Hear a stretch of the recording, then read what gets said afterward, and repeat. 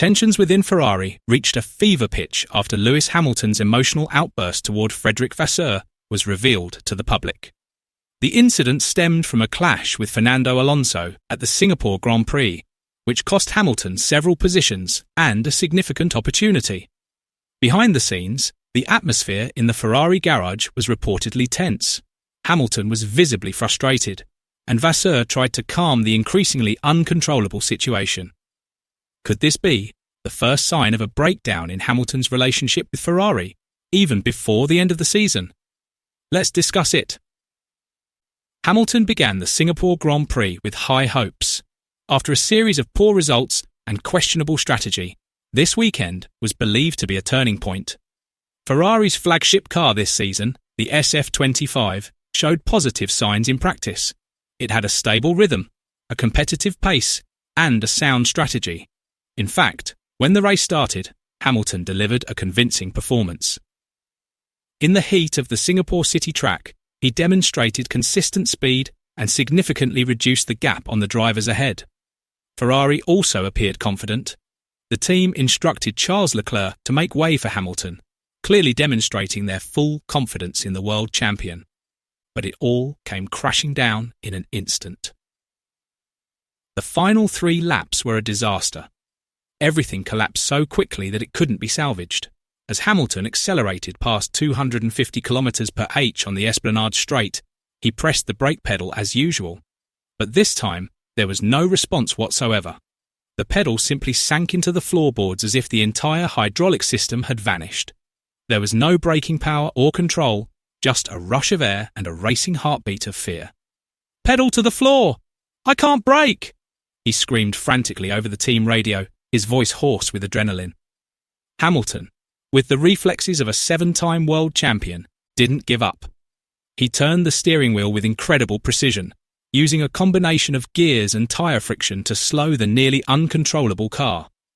With the survival instincts of a veteran, he forced the SF25 onto the track, taking corners at ridiculous speeds and fighting to get the dying engine to the finish line. From the outside, it might have looked like a driver defending his position, but inside the cockpit, things were far more brutal. It was a battle between man and machine, between a burning determination and a vehicle beginning to succumb to extreme pressure. Every corner felt like a mental test, and every vibration of the accelerator was a reminder that danger was close by. It was a silent duel between courage and destruction, where one small mistake could lead to tragedy on a hot, unforgiving night in Singapore. Unfortunately, the drama didn't stop there. After the race, the FIA reviewed the video footage and telemetry data. The results showed that Hamilton had exceeded track limits several times without slowing down. This infraction was deemed to have affected the outcome of the race. Ferrari quickly explained that Hamilton had lost his brakes and was simply trying to save himself. However, the FIA remained unmoved. A 5-second penalty was imposed. The result? Hamilton dropped from 7th to 8th place, giving Fernando Alonso an extra point. Of course, Alonso didn't stay silent. He was furious. "How can someone race without brakes and not be disqualified? This is dangerous," he exclaimed. "They disqualified me before just because a wing mirror was missing. Now, someone loses their brakes and it's considered normal? Ridiculous." Alonso's comments immediately divided the paddock into 2 camps: those who felt Hamilton was receiving preferential treatment and those who understood the extreme situation the world champion was facing. The atmosphere in the Ferrari garage was tense. The crew members looked at each other, speechless and unable to believe what had just happened. Team principal Frédéric Vasseur could only offer the media a diplomatic statement. "It's a shame. We will investigate the exact cause." But behind the scenes, tensions were rising. Ferrari engineers worked hard all night, scrutinising every bit of telemetry data sent from Hamilton's car. The initial results were shocking. The front brake temperature of the number 44 car had reached 1,200 degrees Celsius before failing completely. This wasn't just a minor error. It was a technical disaster that threatened the team's reputation.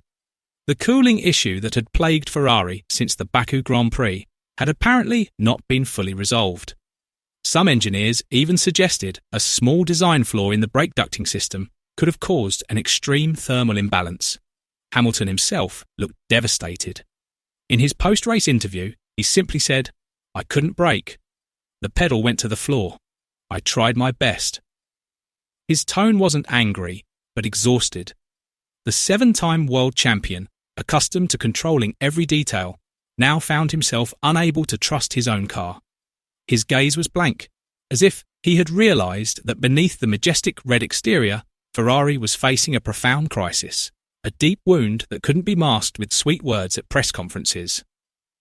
The irony of it all was bitter. At Mercedes, Hamilton was known as a symbol of perfection, a man and a machine almost impossible to defeat. He was the gold standard for greatness, a maestro who transformed every track into a stage for domination. But at Ferrari, everything felt different. He was the victim of a fragile system, shaky strategy, and a car whose reliability was steadily declining. Each time the SF25 experienced issues or the team's strategy faltered, Hamilton's reputation suffered. The media spotlight intensified, calling into question the wisdom of leaving Mercedes. What was once touted as a grand project to restore Ferrari's glory days with Hamilton now seemed like an unbearable burden, a dream turned into the toughest test of the legend's career. However, beneath his sad tone, Hamilton's statement conveyed a message and a stern warning to Ferrari. This was unprecedented. The seemingly frustrated statement was actually a clear warning. It was a subtle ultimatum to Ferrari, indicating that Hamilton's patience was truly being tested. Hamilton wasn't a young driver looking to prove something. He was a 7-time world champion who came to Maranello with one lofty goal: to restore Ferrari's glory days. He hadn't come to deal with faulty braking systems, flawed pit stop strategies, or a car that lost performance at crucial moments. He had come to make history and cap off his career with the most prestigious crown by bringing Ferrari back to the pinnacle of Formula One. Now, every small mistake felt like a bullet to the heart. If Ferrari didn't quickly change its internal work culture, strategic decisions, and engine reliability, the relationship between Hamilton and Ferrari could crumble sooner than expected. Meanwhile, social media exploded. Ferrari fans were disappointed, with some expressing anger and others sympathy. Many believed that Hamilton was innocent and a victim of poor car quality. However, many also questioned whether Ferrari had made Hamilton the centre of their project too quickly, thereby neglecting the stability they had built up as a team. The Singapore Grand Prix was supposed to mark the beginning of Ferrari's revival with Hamilton. Instead, it became a reflection of their deepening internal turmoil. While rivals like Red Bull and Mercedes continued to thrive, Ferrari was once again trapped in a cycle of technical, strategic, and communication errors. Will Ferrari recover, or will they lose Hamilton, the only major icon who still believes they can bring Ferrari to the pinnacle of glory again? Share your thoughts below